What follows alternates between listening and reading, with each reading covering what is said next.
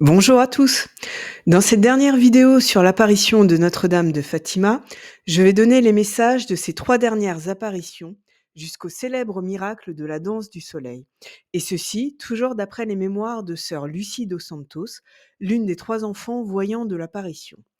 À sa 4e apparition, le 13 août 1917, encore une fois, Notre-Dame demande aux hommes de réciter le chapelet tous les jours.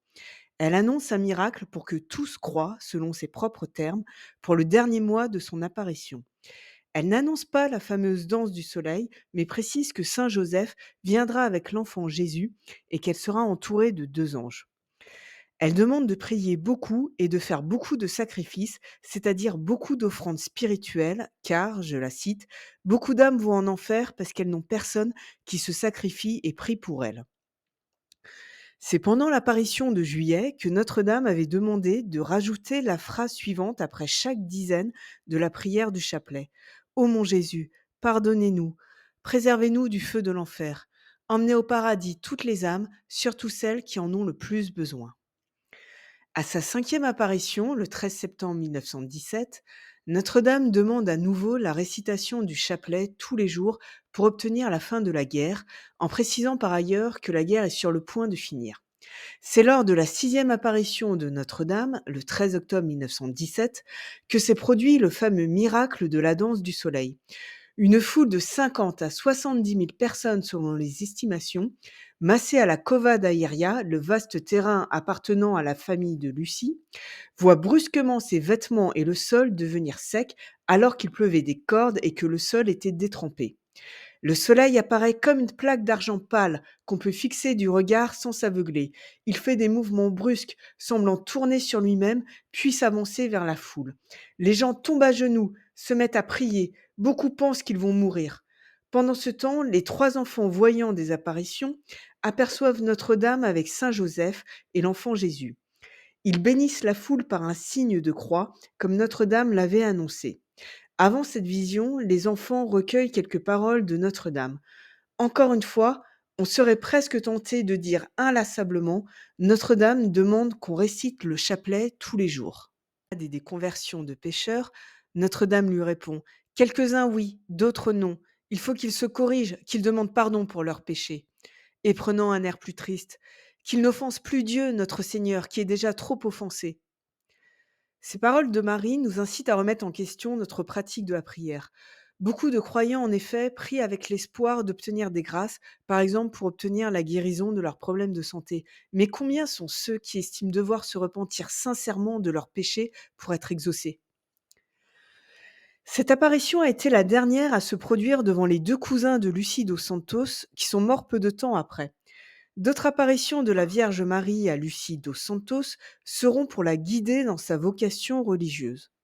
D'autres apparitions lui rappelleront la demande de consécration de la Russie à son cœur immaculé. Ou alors, elles serviront à guider Lucie sur la révélation du fameux troisième secret. Ou enfin, à instaurer la communion réparatrice des premiers samedis du mois. La communion réparatrice est l'une des pratiques de dévotion au cœur immaculé de Marie.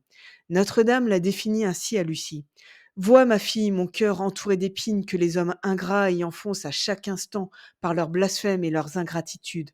Toi au moins, tâche de me consoler et dis qu'à tous ceux qui pendant 5 mois, le premier samedi, se confesseront, recevront la Sainte Communion, réciteront un chapelet et passeront 15 minutes avec moi en méditant sur les 15 mystères du rosaire, en esprit de réparation, je promets de les assister à l'heure de la mort avec toutes les grâces nécessaires pour le salut de leurs âmes.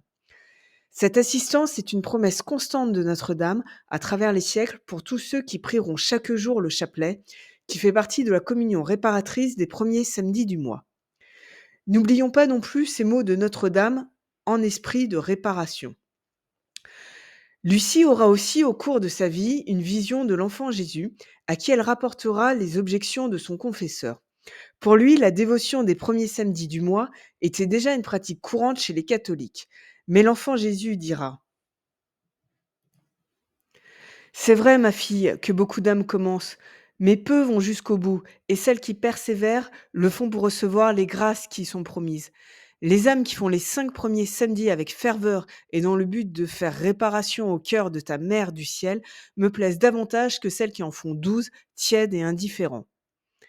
Mon Jésus, beaucoup d'âmes ont difficulté à se confesser le samedi. Permettez-vous que la confession dans les 8 jours soit valable? Oui, elle peut être faite même au-delà, pourvu que, en me recevant, on soit en état de grâce et qu'on ait l'intention de faire réparation au cœur immaculé de Marie.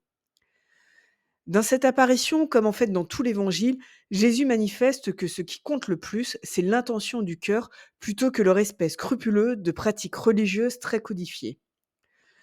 Concernant sa demande de consécration de la Russie à son cœur immaculé, Notre-Dame prophétisera à Lucie que celle-ci aura bien lieu, mais trop tard, et que la Russie aura le temps de répandre ses erreurs, des guerres et des persécutions dans le monde. Curieusement, alors qu'elle s'adresse à Lucie, religieuse portugaise, Marie fait un parallèle avec la France en disant: On n'a pas voulu écouter ma demande. Comme le roi de France, on s'en repentira et on le fera, mais ce sera trop tard. Pourquoi a-t-elle dit ça? En fait, à partir de Louis XIV, le Christ avait bien voulu accorder son appui au roi de France et à ses successeurs, à condition qu'il fasse une consécration à son cœur sacré. Malheureusement, les rois de France n'ont pas prêté attention à cette demande du Seigneur. C'est alors que le clan des protestants a pu saper, lentement mais sûrement, la monarchie française, jusqu'à ce que celle-ci tombe sous les coups de la Révolution française, téléguidée par les loges de la franc-maçonnerie, organisation fondée par des protestants. À partir de la Révolution française, la franc-maçonnerie va se développer dans le monde entier et affaiblir considérablement l'Église catholique. La franc-maçonnerie, dès l'époque de la Révolution française, sera à l'origine de l'idéologie mondialiste de destruction des nations pour former un monde unifié à travers le concept de la République universelle du genre humain. Cette idéologie mondialiste sera le socle de la prise de pouvoir intégrale sur les peuples dans le monde entier par le monde oligarchique de la finance qui a atteint son point culminant et le plus dangereux à notre époque. L'humanité dans son ensemble est responsable de cette situation. Plus la foi et la charité des hommes diminuent et plus le pouvoir de Satan se renforce. Il peut alors influencer pour le pire les personnes de pouvoir et transformer la société selon ses plans. C'est pourquoi nous avons intérêt à garder à l'esprit les messages de Notre-Dame et notamment sa demande remarquablement constante de prier le chapelet. Le catéchisme de Fatima inclut aussi les prières enseignées par l'ange aux 3 voyants de Fatima. Pour être entendus, ces prières doivent se faire dans un vrai esprit de dévotion et de demande de réparation au cœur immaculé de Marie. De cette manière, nous pouvons gagner notre salut, ce qui est le plus important, mais aussi obtenir des protections ou des malheurs moins durs à vivre, que ce soit pour nous personnellement ou pour la société en général. Et ces prières serviront peut-être à aplanir le chemin de notre Seigneur Jésus-Christ s'il revient sur terre pendant notre vie. Je vous remercie de m'avoir écouté. N'hésitez pas à liker, diffuser cette information et pourquoi pas à nous rejoindre dans le monde non virtuel. Bonne journée et que Dieu vous bénisse.